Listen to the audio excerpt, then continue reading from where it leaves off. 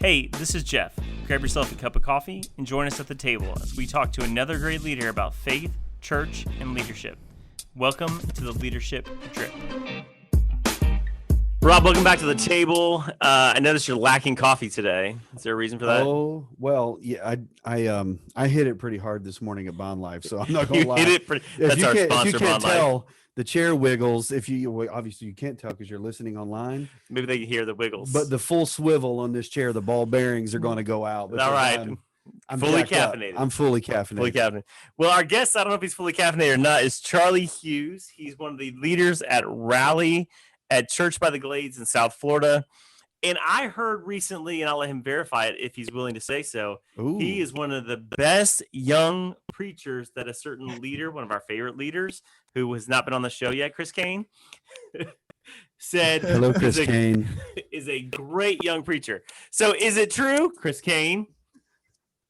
Listen, I can neither confirm nor deny that. Christine Kane is one of my favorite preachers. So whenever she listens to any of my sermons, I'm honored and equally scared at the same time, wondering what she's really thinking. But she's one of my greatest encouragers, and I have some other friends that are kind of around her level of influence, but she's above and beyond generous with her platform, especially sharing it with a young preacher like myself. So I appreciate her so much.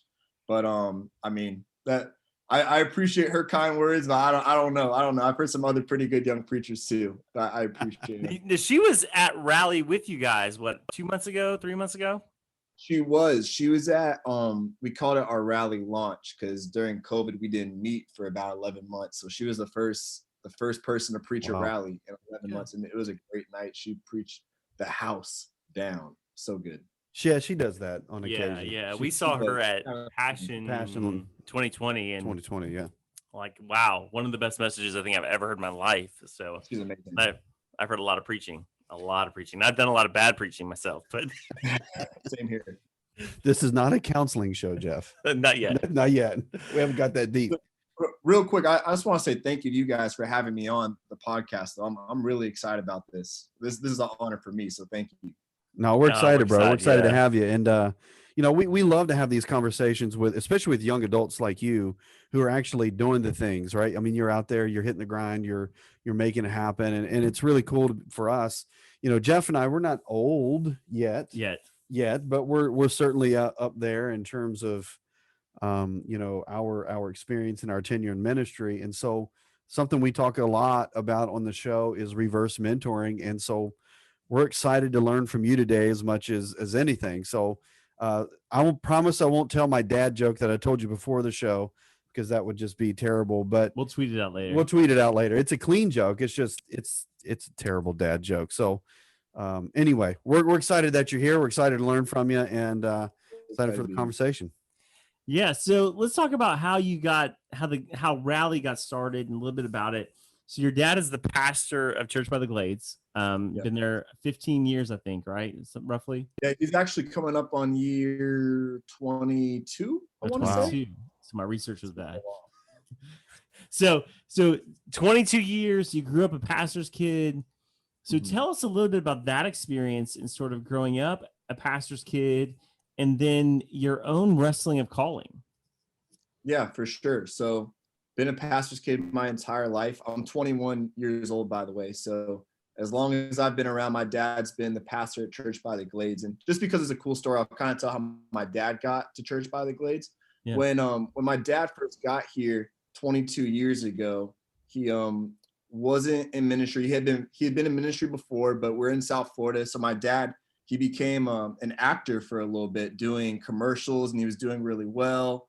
And he just wasn't really in the ministry thing. He had no hard feelings towards ministry. He still loved the church. He loved God, but he just felt like it just wasn't for him at that point. And someone called him up and he said, "Hey, Coral Baptist Church needs an interim for their interim." They're in between pastors and their interim guy got sick. So my dad went and he preached for them. And pretty much he's been the interim for the past 22 years since then. So just like God to do something crazy like that. Exactly. It's God doing what he does. And so my parents have done a great job at making church something fun, like making church something that myself and my two siblings have always enjoyed. It's never been something I've had to dread or not want to go to. It's always been something that I've looked forward to. And because of that, from the time I was a kid, really as long as I can remember, I've wanted to be a pastor. I've wanted to be a preacher. And part of that is when I was a little kid, I think it was just looking up to my dad. I love my dad. My dad's my hero, and I just wanted to do what he did for a living. But when I was in around middle school or high school age, I also fell in love with football, and I was convinced that I was going to be the next great football player, that I was going to be a number 1 overall draft pick and a 5-star recruit, and I'd get to play for the Miami Dolphins for 20 years, and everybody would love me, whatever. So I kind of fell in love with football for a little bit. Needless to say, that dream ended because I'm not a great football player. And kind of when the door closed for football, God, in some cool ways, started to open up more doors for ministry. I got to preach for the first time as a 16-year-old at a friend's church. I began leading in a little bit bigger capacities within my own youth group. And just as I continued just doing more and more things within the church, my love for it grew. And I just sensed this feeling of calling that, you know what, this is what God has for me. This is what God wants me to do. And I just really haven't looked back ever since. So it's kind of been a lingering calling throughout my childhood and into my young adult life. I've never really run away from it. I've always kind of embraced it because, like I said earlier, my parents have made church something that I could always enjoy. Well, here's a word of encouragement. You're in good company because both Jeff and I have had our football dreams dashed. He dreamed for playing for the Bears. I dreamed for playing for the Pittsburgh Steelers. Yeah. So our dreams have been dashed as well. So you're in good company, but I love to hear your story. Not only in terms of just your personal story, but it's really cool to see how your dad's journey has impacted you so clearly. And I think when it comes to discipleship, when it comes to asking that fundamental question that we ask on the show all the time, why are young adults leaving the church? How do we get them to stay? How do we get them to come back? I think this is a critical piece to it. And whether it's your dad or whether it's another adult, this mentoring conversation, this modeling conversation keeps coming up over and over again. So in that process, as you begin to get those experiences and those opportunities to lead, to speak, to do different things, that cultivating that calling in your life. I mean, what did you do to kind of prepare yourself other than just show up? I mean, like, what were the things that you did, the practices that you implemented that helped you prepare for this moment here today, which is probably the apex of your career, being on our podcast? Oh, no doubt. This is the high point. This is it. Back up Christine Kane. We're here. You know what I'm saying?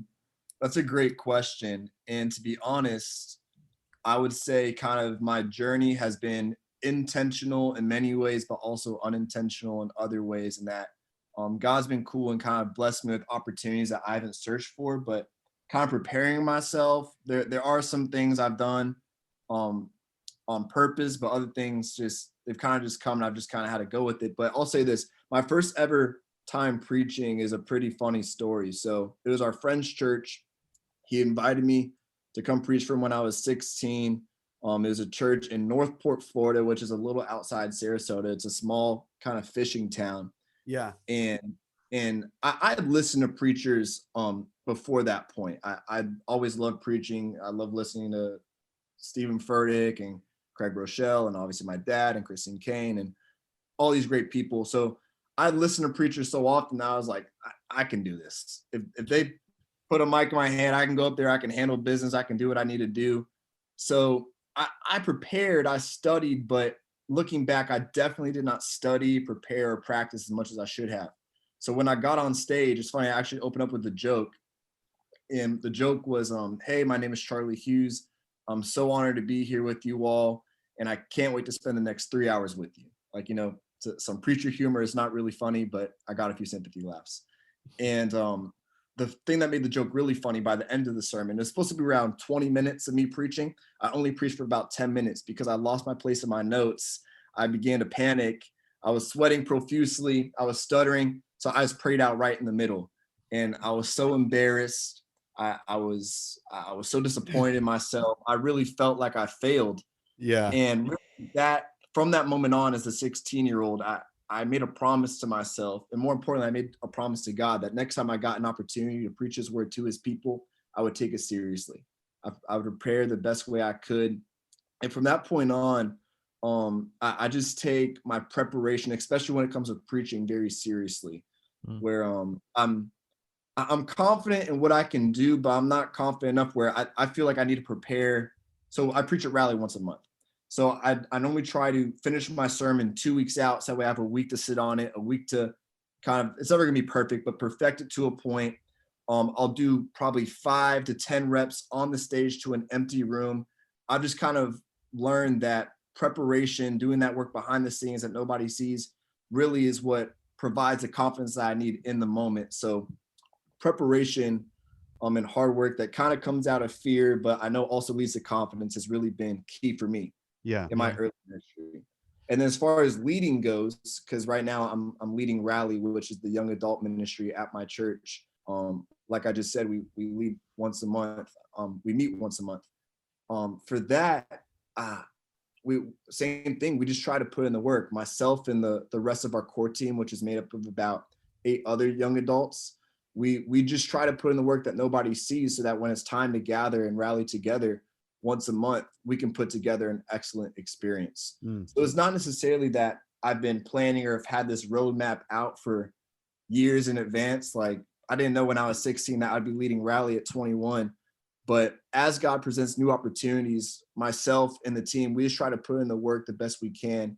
And we believe that, as we prepare, God will show up and He'll do what He can do. And that's kind of just been the story of Rally up to this point. And it's been working out pretty good for us, but we're believing the best is still ahead. Yeah, no, that's a good point. The preparation. I think, I don't know if I shared this on the air, but my preaching failure was the second time I preached. So the first time went really well. It was like my home church, and like my mama was there, and I had family there, and so they're all going to cheer you on no matter how bad it was. And like, I don't know, somebody may have gave their heart to the Lord. It felt like it was a big win for me. And then I got an opportunity here locally in Cleveland, where the university sits, and I bombed. It was like the most horrific experience and the most humbling experience. Yep. What you're saying is so valuable. It's that preparation.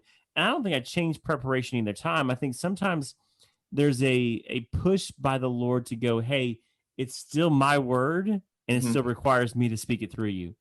And sometimes God humbles us in those moments to let us know our dependence is upon Him. For me, that was a story. And it's turned out better. I think I preached better than I did that second time. Bro, that was me last night. That's a true story. Where were you preaching last night? I was here on campus. We had a big choir event here, so I was preaching with campus choir. But like literally last night, I came off the stage, and you know how it is when you come off stage, you're like, I'm not real confident in that one. Like yeah. And I felt like the Holy Spirit just correct me so quickly. He's like, is it your word or His? Good. I was like, oh yeah, that's right.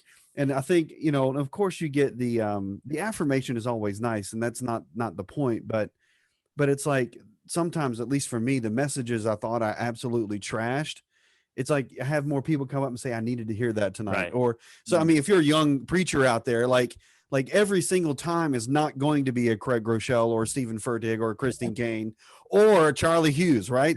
It's not going to be like that every single time. And that's okay.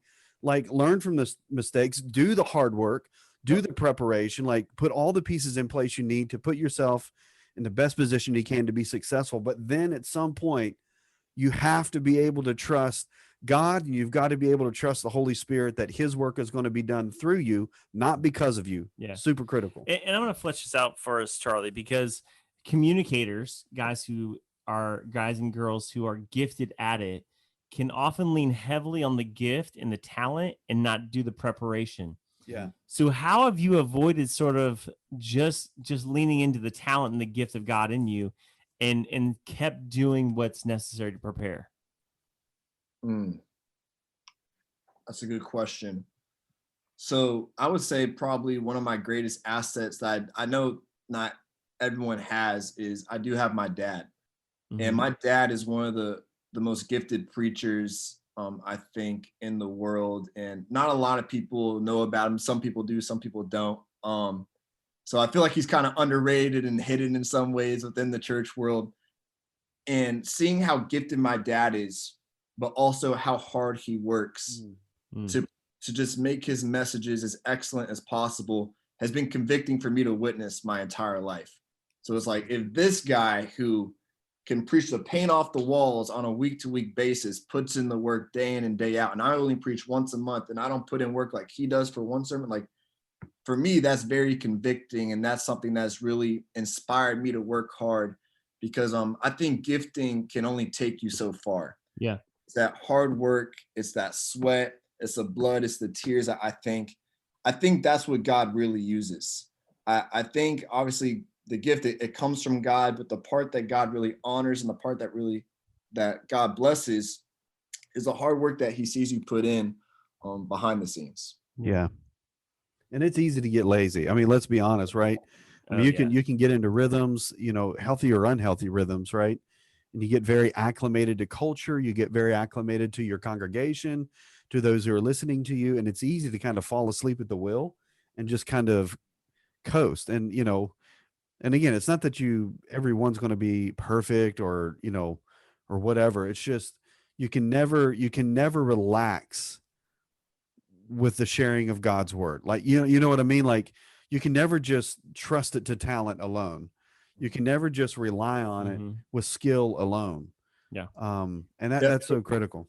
For me, it's like, and not to throw any of my friends under the bus, but like if I see someone else around my age preaching somewhere else, I'm like, oh, so how's your preparation been?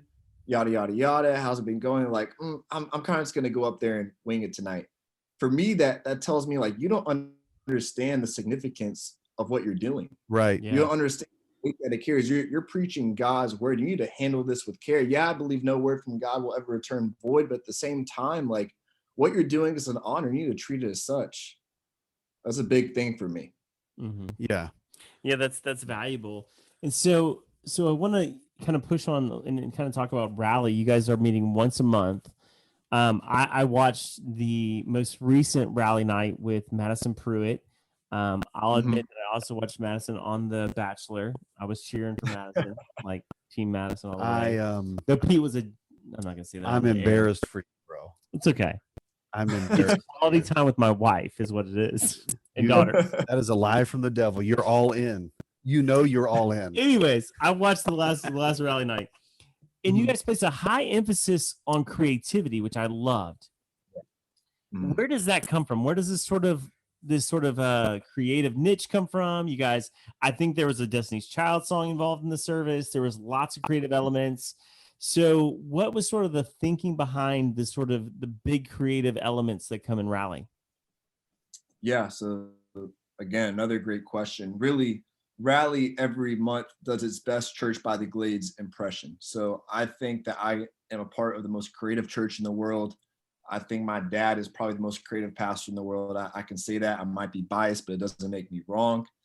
And the reason why Rally and Church by the Glades put such an emphasis on creativity is because we're in South Florida.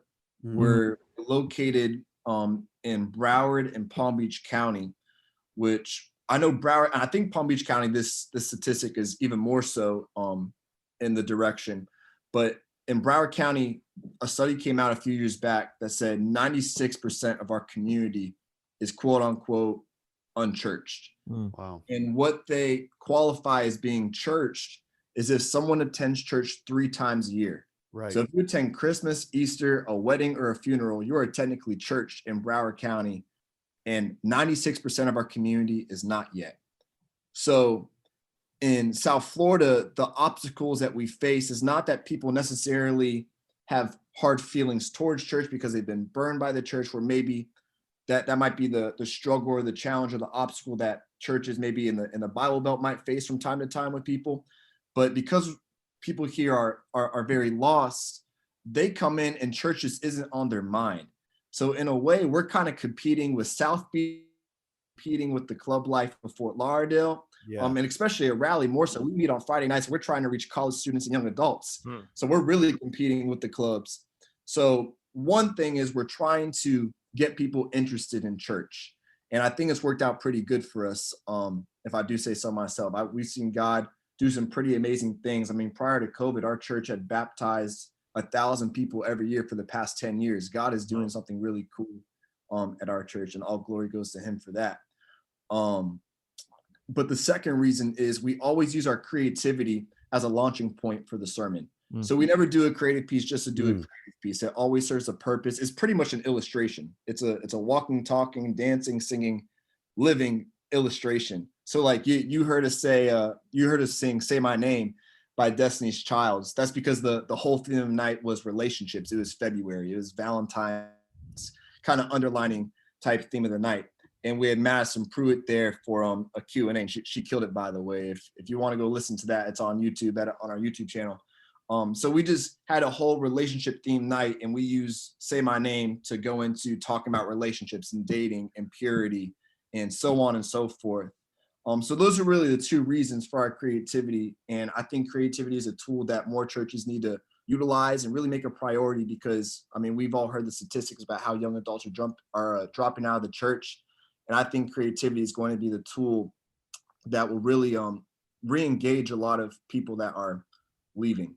Yeah, that's a great this is a significant point to the conversation, and I think you actually articulated it quite well. So if I don't actually repeat exactly what you said, just go back and actually listen to what Charlie said. But essentially what you're saying is creativity is a launching point for the message, right? Yes. It's creativity with intentionality. For sure. Right. So kind of like we were talking about with the messages, how we get lazy or whatever with the messages, we also can get kind of lazy in our creativity. So the assumption is, and I know this is being very stereotypical and broad, but the assumption is if we just make our church cool enough or aesthetic enough, it will draw people in. And we everybody who's ever tried that already knows it's a lie, right? You can have all the haze and the lights and, you know, whatever. All of those things are great. Like, I'm all in on the aesthetics, but it's the creativity with intentionality that makes the difference. Yeah. Where are you going with it? Like, let's just don't create for creative sake. Make everything intentional. Make sure it has a landing spot. Make sure it's a driving value. And this is so key. You said we are trying to get people interested in church. Now, whether that is a stated value or an unspoken value, it's a value. Yes. It's a clear value in what you do. It's a clear value in how you prepare. It's a clear value in how you execute the mission and the event itself. It's a very clear value, right? Let your creativity feed your values. Let your creativity underscore those values, so that in your creativity and in your intentionality, you're actually achieving the things that God has given you to do in your church, in your congregation, in your local ministry, or whatever. That's such a key point. Yeah. And I think there's value to that. And I like that the creativity is not a young adult thing or a youth ministry thing. Yeah. Creativity is a value of the whole. Right. And it seems to me that if you listen to this episode for 5 minutes, what you're hearing is that Charlie's dad, David, has laid a good foundation that's bleeding down into the organization. Right. They value creativity. They value lost souls. He just said they're baptizing 1,000 people a year. That's crazy. I mean, so those values are being dripped down into the organization. So then the question becomes the value of discipleship. How's that being delivered in Rally? So you guys have the big splash night once a month. Yeah. How's that value of discipleship then delivered on those who are getting connected? Yeah. So I'll start by saying this: we need to do a better job at discipleship. I will admit that. Okay. And I'm saying that in terms of Rally. Rally started in September of 2019. Then COVID hit. So we had about, I think it was 5 or 6 rallies before the world shut down. And then we just relaunched. We've had 2 rallies and we have one next week. So we've done, this is about to be our 9th rally ever. So the main way we've been discipling people so far has been like, hey, come serve with us. Come serve with us. Join we call it the DLT, our Dream Leadership Team. Get plugged in, whether it's in production or sing on stage or play an instrument or join guest services. We do an awesome after party. Help us put together the after party and making it an engaging and exciting environment for people who come for the first time. That's been the primary way we've been discipling people. Like, as you serve with us, let's pour into each other. We do some meetups throughout the month with our DLT. But because Rally is such a young ministry, the emphasis I've been putting on Rally has been the once a month nights. I'm like, let us get really, really good at doing the fundamentals, the blocking and the tackling of starting a ministry on a monthly basis. Let's get to the point where we feel comfortable and confident in what we're doing. And then from there, a dream of mine is that hopefully in the not too far, hopefully near future, we can start some type of rally groups where we can meet throughout the month, the 3 weeks that we're not meeting. And then on that last Friday of every month, when we all get to rally together, it feels even that much more powerful and even that much more exciting. And there's even that much more anticipation going into it, because now we get to come together as a family and we get to see God do something really, really cool. One of the things that I saw as I watched the rally night and that I loved from your team, and Chris Durso, our buddy, talks about this when he was the youth pastor, was you mentioned the 1 o'clock service. Like, hey, this is the time that the rally comes to the 1 o'clock service on Sunday. Join us there. And there was that push back to the church, the larger church body. Chris Durso, when he was youth pastor, that was a big emphasis for them. I think they met on Friday nights as well. It was like, hey, I think, what were they, Misfits or something? Misfits service was the 11 or the 1 or whatever. And so you identify and push back. Listen, rally's great, but join us for the larger thing, the church. Yep. What drove that value? Why was that so significant that you guys implemented that? It was really the discipleship was one of the main reasons. And also we just kind of saw that there were some cliques within Rally where this group hangs out with each other and this group hangs out with each other, but there wasn't a lot of commingling. So the idea behind making the 1 p.m. the rally service was that let's try to get everybody together. Let's all sit in one section. Let's let the rest of the church see that rally is a living and breathing thing, because we're going to be right in their face at this service. But more than anything, let's create a space where it forces everybody to come together. Well, all these cliques have to connect with one another. And the goal is, I actually think we're doing this Sunday after our 1 p.m. We're going to start obviously worshiping together, but afterwards we're going to go to a restaurant and we're all going to get lunch together. So really, more than anything, it's just trying to get young adults to meet, to talk, and build relationships with one another. Yeah, I like that. It's valuable, and I think it's so important. Like in we've both studied this as we've worked in master's degree and our PhDs and seen it otherwise, that a ministry is great and Rally's doing great things, but if they don't connect to the bigger picture, they usually don't stick. Yeah. And so I think that's a value. I'd almost want to know I don't know if you're attending all the services. Is there a different energy at the 1 o'clock when you have a pile of young adults there than the other services? Does it bring a different energy to the service? Yeah. So we've just started the 1 o'clock thing. So we're still trying to build some momentum with that, but we have gotten all of our young adults to a Saturday night service on a few different occasions. The reason why we started wanting the 1 o'clock, before I get to what I was about to say, is because our church just relaunched our 1 o'clock service. So we're trying to serve the church, and let's get some young adults in this service. Yeah, that's good. 1 o'clock a thing. But when we've gotten all of our young adults together for the 6:30 service on Saturday night, it's a fun energy. Like, it's a good group of young adults. And my dad, after the first week he did it, he was like, listen, they need to be there every single Saturday night. Because the amen corner we had going on was, we just brought energy during worship. We were jumping, we were partying. And during the sermon, my dad wasn't preaching by himself. We were preaching with him.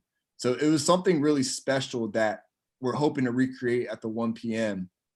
And I hope we can really continue in the future, because I love it. I love it. And so I kind of want to jump in on that piece of it. I think, we've talked so many times with so many different leaders, pastors. I mean, even James White just recently on the show, who's actually older than us in terms of, but still very well connected to a young adult generation. And he talks a lot about platforming the leadership that you want to, duplicate. And so they have a very young church, even though he's an older guy. But the point is, no church is healthy with a missing part. Yep. Right.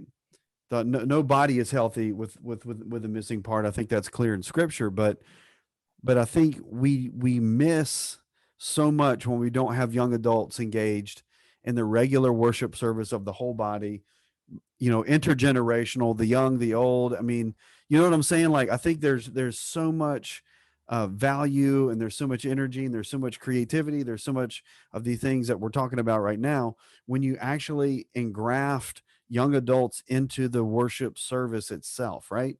Mm-hmm. And so I think as a pastor, if you're listening and you want to engage young adults, I would be doing every single thing I could to create opportunities and to create space for young adults to engage with your service, because they radically shift the culture, the environment, and the trajectory of what you're doing on a regular Sunday morning. Yeah. And so, Charlie, answer this for me. It's one of the things we keep hearing over and over about young adults, about Gen Z in particular. They want large responsibility. Like, so it's not like, let me come hold the door once a month at a Sunday morning. They want to take on a big responsibility and own that. Are you finding that true with the DLT leadership team you have there at Rally? Like, they want to tackle big things.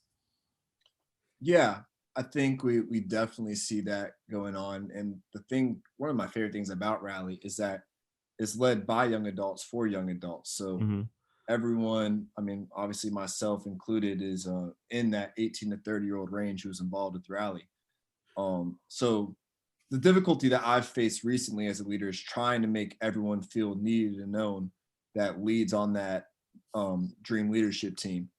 And everyone wants to do the job or play the role where everyone sees them. And that's not necessarily, sometimes it is an arrogance or a pride thing and the need of wanting to be seen, but other times I think it's like, that's just where you feel like you're actually making a difference. So I've been trying to, as a leader, just communicate to everyone and cast a vision that, like every role is making a difference, because the experience doesn't start when people walk in the room. The experience doesn't start when I start preaching the message. The experience doesn't start when worship begins. It starts from the second people walk on to our campus. Yep. And the front line are those people that are holding the doors. It's those people that are directing people to their parking spot. So even if someone who walks in doesn't think that the experience starts until they get in the room, their experience starts as soon as they get onto our campus. So every single role makes a big difference in making that experience excellent and ushering in the someone's how could I say it, and just helping someone become more expectant for God to do something, whether they realize it or not. Yeah. So I definitely think there is a want among young adults, and understandably so, to want to be playing that role that they feel is making a big difference. But I think we need to kind of change the mindset and change our thinking and realize that no, every role is making a difference. Mm-hmm. Yeah, I think if there's one word that I could use, and it's probably insufficient by itself, but probably one of the closest words that I can think of for young adults, Generation Z, your generation, that they're in pursuit of, it's significance. And I think for sure the extent to which we can add value to the most minuscule or microscopic things, if we can add value. I mean, I used to do this at Saddleback all the time, and I would tell them, say, hey, listen, your handshake may be the closest touch that person feels a day, or your smile may be the only smile that they see the entire day. That's why every single thing that we do, every single thing that we build from the street to the seat, whatever your terminology is absolutely critical. And I think when we add significance to roles and positions, it does matter to an extent, because they want to be a part of a larger conversation, and we should include them in that. But at the same time, when we add value and significance to the small things as well, it helps a lot. So I want to ask you a question, just shift gears just a little here. Jeff and I are obviously a little older. I have saying that. Well, like we're older than him, bro. I have a son that's 23 and a son that's 21. Well, my oldest is 20, dude so I'm right here. This dude right here could be my son. Okay, he could be my son. Right. So you just stated over and over. They already know we're older. Podcast listeners, we are old. No, it's so. My question is this, and I talk to my son about this, sometimes, and it's really important for me to try, but not to try too hard, right? Mhm. So from your perspective, as someone who's reaching and leading young adults and doing great things with young adults, for dudes like us Thank you. who have a desire to be a part, to contribute, to mentor, to lead, to love young adults, what can we do? How can we relate? How can we stay engaged? What are some of those key things that we need to pay attention to so that young adults know that, hey, we are here for them, we're supporting them, we love them, and we believe in them, and build those relationships? How can we do that? That's a great question. I'm not sure I have the perfect answer by any means, but what I would say is that I think it's important that no matter who you are or how old you are, that if you're ministering to young adults, you need to meet them where they are and you need to authentically be yourself. So whether that means, I mean, actually getting to an environment where young adults actually are, like you guys are obviously on a university campus where there are tons of college students, or whether that means getting on the different social media platforms where young adults are, or whatever the case may be, finding where young adults are and being there, but being authentically yourself, like bringing your experiences, bringing your opinions, bringing your beliefs to the conversation, something that I think young adults really value more than anything right now, because we live in a world where everybody's putting a filter on their pictures and everybody's Right. on their best face to show them their best selves. And I think more than anything right now, people want authenticity. So you need to meet them where they are, so you can know what they want in a way, but more than anything, they want authentically you. So Right. I think that's the biggest thing. And beyond that, I don't know what to say, but I don't think people are looking for that maybe older leader who is trying so hard to be cool or trying so hard to act young. I think they want that mentor who is secure enough to be themselves, but also is humble enough to not judge them for what they're doing, and loves them enough to meet them where they are. Yeah. You mentioned mentors and you've mentioned your dad several times, but outside of your relationship with your dad, who have been sort of those voices in your life? Yeah, that's a great question. I got a few answers for this, and I don't want to sound like I'm name dropping by any means, but this is the truth. Craig Rochelle is a great mentor of mine. Not everyone knows this, but I actually lived with the Rochelles for 2 or 3 months, about 2 summers ago. I worked at Life Church, Mm. and I got to be around Pastor Craig and Pastor Amy every day. And they're some of the most amazing people I've ever met in my entire life. And I'm forever grateful for the investment that they've made in me as a person, and just as a leader.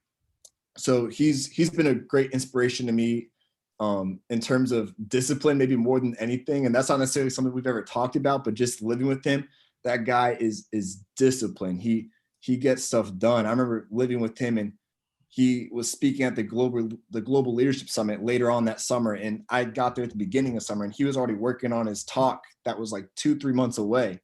And I was just so inspired by how committed he was to every single thing that he did. So Pastor Craig is definitely one. I love him dearly. Um, there's a guy who he actually just left our church. He's now at a church in Houston. His name is Abe Matos. Mm-hmm. He was a great mentor of mine. During my middle school and high school years, he poured into me. He was my youth pastor, in great ways. He kind of helped teach me to preach. He gave me my first ever opportunity at Church by the Glades to preach. My dad didn't even give me my first opportunity at Church by the Glades. It was Abe. I preached at our Sample Road campus this Wednesday night youth group, and the sermon still wasn't very good, but Abe he believed in me. He continued to invest in me, and over time, I think I've gotten a little bit better of a preacher and a leader because of it. And the last person I would say that is pouring into me, and again, I'm really not trying to sound like I'm name dropping, but this is just someone that I I love and I know believes in me, is Pastor Stephen Furtick. I mean, he's been one of my heroes as long as I've started listening to preaching. I've been listening to him, and he's just been very intentional over the years with myself. And my best friend is Pastor Craig's son, Sam. He's been very intentional with both of us over the years, just reaching out, sending encouragement, sending us his preaching notes. I remember he listened to my first ever sermon that I got recorded, and he gave me feedback on it. My mind was blown away as a 16-year-old that this guy who's leading a church of 20,000 and has all these followers on Instagram takes the time to invest in a 16-year-old, and he stayed doing that ever since. So just those people outside my dad, they probably their opinions mean the most to me. Just the love they've shown me, it's really gone a long way for me over the past 5-6 years. Yeah. And it's valuable. I think, I mean, interesting enough, you named two people that most people are going to recognize, but you also named somebody nobody's going to know. Yeah. And it's not the name, it's the investment.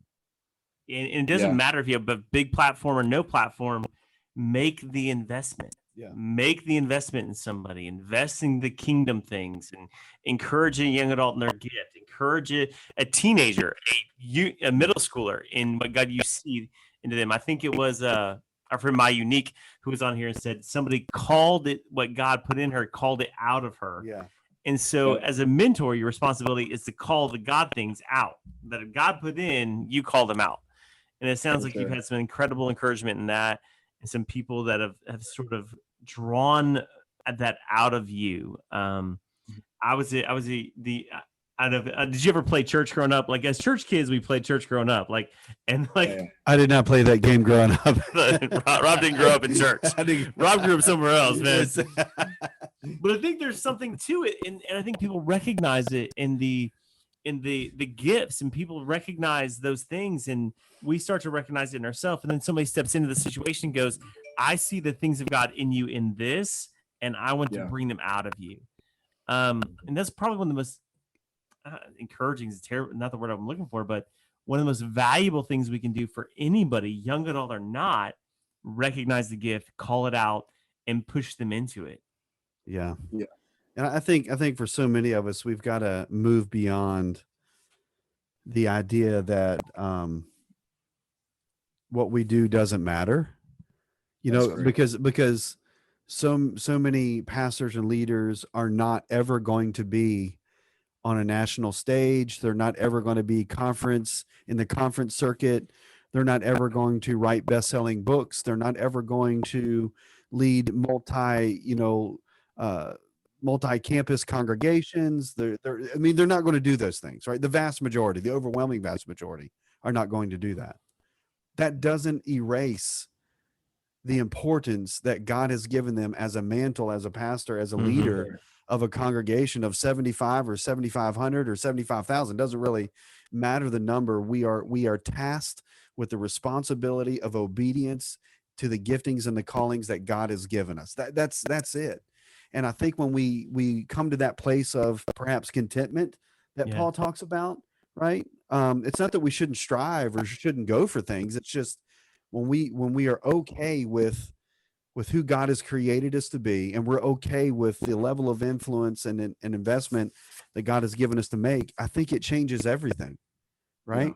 I mean, how many of us would go back and say that, our fourth grade teacher made a big difference in our lives? Who are they? Like, I remember my fourth grade teacher's name because she did. She made a big difference. Mrs. Hedricks, wherever you are, if you're still alive. I'm that old, but we love you. You know what I'm saying? Like, that's terrible. That sounds awful, but you understand the point. Like, never let the lack of exposure be the determining factor for the level of investment that we are all called to make in leaders and in young adults, no matter what our schedule, no matter what our platform. Yeah. That's good, and I think it's valuable. And was it Sam Chand who's on the show said the only time you start at the top is when you're digging a hole? Yes. Yeah. Which was great wisdom. So the only time you start at the top is when you're digging a hole. We all start somewhere. We're all somewhat bad preachers, those of us that are preachers at young ages. If you started good, then you were more gifted than me or Rob or Charlie or anybody who comes to the table, because all of us have had some real bad sermons. So what is it that you feel like God's doing now in your life? Now that you're 21 and now that you've got it all figured out, but what's the Lord doing right now in Charlie? Right now in me, right now, I think the Lord is building some grit within me in that I am a college student. I'm leading a ministry that requires a lot of work and intentionality and focus. I'm where I want to be in many ways, but in other ways, I'm far from where I want to be. So in juggling the responsibilities of school and work, it's really stressful, but I know it's a good type of stress as well. So I think that right now, what I'm experiencing, it's difficult, but I also think it's preparing me for what God has next. And something that Pastor Stephen said to me, I think I probably was 17. He said, like, what you're doing now is proving to God that you're able to handle what he wants to give you later on. So in the moments when like I want to quit and drop out of school and be like, somebody else can lead and rally, those moments don't come all the time, but when they come, I just try to remind myself that right now, what I'm doing, even though it feels stressful, even though it feels more than I can handle, even though sometimes it feels out of my control, I know that one, God is with me, and two, God is using what I'm currently working on to prepare myself for the purpose and the plan that he has for me to fulfill later on. So I think God's building some grit within me, building some determination, building some persistence more than anything. Yeah, and I think It's that always fun, but yeah. Yeah, it's never fun, right? I mean, Yeah, it's true. that learning to be a resilient leader is never fun because you have to walk through some junk to get to that resiliency, right? And I think the culture, not just young adults in general, but I think culturally we are grit shy. Like we don't want to have to go through that process of what it means to earn or learn that grit, right? I was actually preaching 1 Samuel chapter 30 yesterday, and that's all about David's grit as a leader. I mean, he was at a place where he was essentially backslidden, right? He's trying to make his home among the Philistines, which are like his mortal enemy, right? He goes to battle. He's like, hey, I want to fight on your side against my own people. And they're like, no, we don't need you. So he's rejected, goes back home, loses everything, all his wives and children, everything gone. Like it's right. And he gets to this point. He's like, okay, now what? Wow. He strengthened himself in the Lord, right? Yeah, it's a great Hebrew word. It's chazak. He's a. That's how you say it, I think. Is that I don't The even Strong's know. Concordance told me that. Oh well, God bless Strong's. But anyway, the point is, he gets to that place where he strengthens himself in the Lord. It's grit, right? He gets to that place where he says, I can't do this my way any longer, right? I can't do this my way any longer. He learns that resiliency. He learns that grit. He pursues under God's protection. He goes back and he gets the things, his wives, his children, his belongings, is what it says. And then right after that, essentially he becomes king, right? Yep. But before he could become king, he had to walk these pathways. And so what a critical lesson for us as leaders always, but especially in young adults right now, to learn the value of grit. So kudos to you for sticking with it, bro. Yeah. The The journey's never easy in any part of faith, especially in leading.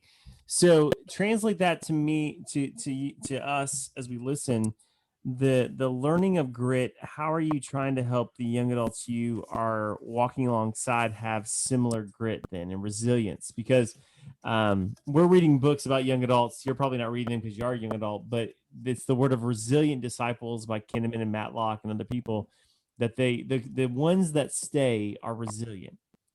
So how are you translating the lesson in grit and resilience for yourself into the young adults you lead? Yeah. I mean, the main way I try to do it is just through encouragement. Like, bro, you're not alone in this. I'm here with you. I'm struggling with you right now. I'm in your shoes. I think something that people get confused oftentimes is that they assume that because they're doing the Lord's work, which we are at Rally, that it should be smooth sailing, it should be comfortable, it should be convenient, it should be easy. And that's not always the case. Just because you're being faithful doesn't mean that it's going to be comfortable.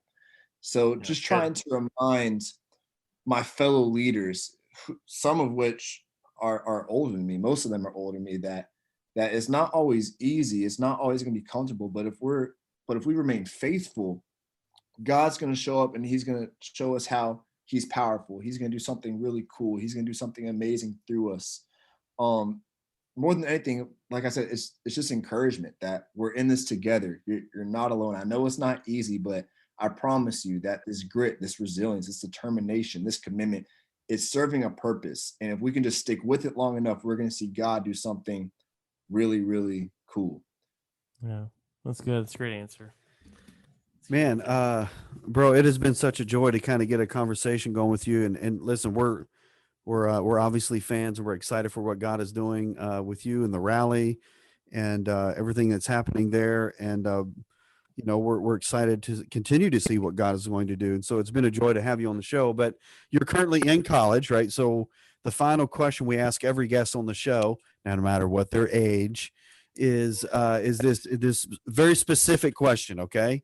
Very specific question. So, what is one lesson that you have learned in college that has not taken place in the classroom? That's a great question. I feel like there's a lot I've been learning in college that has not taken place in the classroom. One is kind of going off what we just talked about. That is, if you stick with it, I think eventually you'll stick out. Where if you just stay committed, if you stay devoted, if sometimes it even takes just keeping your head down, just pushing forward as far as you can. If you stick with it, I think like we've been talking about, that's what God's going to honor. That's what God is going to bless. And that's what God is going to use to do something amazing through you. And part of me having to be resilient and develop some grit in my own life is that I don't have a choice. Like my parents would never let me even consider dropping out of school. And there have been moments where I'm like, I'm not sure about this school thing right now. I don't share this often, but when I was, I think in first grade, my parents took me to a type of specialist, and I got tested, I got evaluated, and they came back and told my parents that your son has dyslexia and he has some auditory processing issues that just makes it harder for him to grasp certain concepts in school. And they told my parents that I would never make it to college, and that they should consider, alternate routes for my future. And my parents just, instead of kind of believing what this person told them, they're like, instead, let's just develop a work ethic within Charlie. Let's encourage him in everything that he does. Let's throw him into tutoring and get him the best help that we possibly can. So for a lot of my life, they didn't even tell me that I had learning disabilities. They just they told me that I was in tutoring because I had a high IQ. I don't know if they're lying to me or what, but they threw me into tutoring, and they didn't tell me till I was in 8th grade because they said that they didn't want me using it as an excuse to not do certain things. So now I'm in college. I'm about to get my master's degree or start my master's program in the next year or so. And just sticking with it, I'm believing, and it could just be me telling myself this to get myself through what I'm currently going through, because it's not always a joy, but just tell myself that the longer I stick with it, eventually it will help me stick out. It will help me be better prepared for all that God has for me in years to come. And the other thing that I would want to encourage maybe another young adult listening to this, something that I've learned outside the classroom, is that you don't know what you don't know. And I guess this kind of does involve the classroom, but whether it's in leadership or whether it's in different theology classes that I'm taking, there have been so many questions that I discovered from doing the work, questions that I didn't know to ask until I was there. And that's not necessarily a bad thing in my mind. I think that's a healthy thing. But I think with that being said, humility is key, especially as a young leader. Like, don't be afraid to ask for help. Don't be afraid to ask questions, because I think that humility, in addition to that resilience and that grit, is really what God honors. It's really what God loves, and it's what God blesses. Yeah, those are great answers. Man, it's been a joy to have you on the show, and we are so thankful for your time and really what you're doing in South Florida. It's man, it's needed. They need the Lord down there, and I'm glad somebody's doing the work down in South Florida. The Lord wouldn't mind calling me there. I wouldn't hate it. Wouldn't hate that calling. So it would be the cruelest joke in the world if the Lord called me to Florida. And I mean, no offense to Floridians, but I think I'm allergic to heat and humidity. Like, it's just not me. I'll go in your stead. I mean, I sweat in a meat locker. You know what I'm saying? Like, that's. On that note, we're going to say goodbye. Charlie, as we always say here at the Leadership Drip, man, you have a seat at the table. Thanks for being on the show. Thank you for having me. I've enjoyed every second. Hey, friends, thanks for listening to this episode of the Leadership Drip. We loved having you at the table for this conversation. Would you do us a favor and comment, rate, subscribe, and share on your social media?